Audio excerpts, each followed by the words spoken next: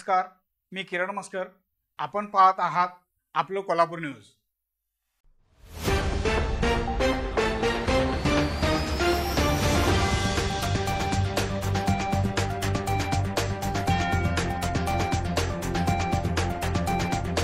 पन्हाळ तालुक्यातील कोलोली येथील श्री शिवशंभो सहकारी दूध संस्थेला नुकतीच 50 वर्ष पूर्ण झाली असून त्यानिमित्त सुवर्ण महोत्सव सोहळ्याचे आयोजन करण्यात आले होते.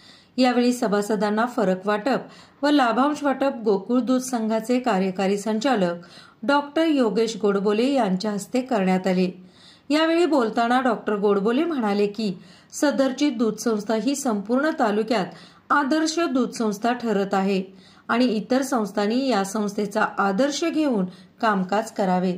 सन 1975 साली कैलासवासी ॲडव्होकेट दिगंबर जाधव व तत्कालीन पोलीस पाटील मुरारी पाटील व त्यांच्या सहकार्यांनी त्यावेळी लहान रोपटे लावले होते.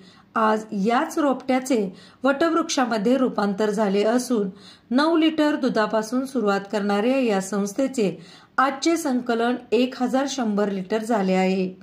सभासदांच्या साठी पिठाच्या गिरणीचा विभागही सुरू करण्यात आला आहे. अनेक वेळा या संस्थेने म्हैस दुधामध्ये तालुकास्तरीय द्वितीय क्रमांक पटकाविला आहे.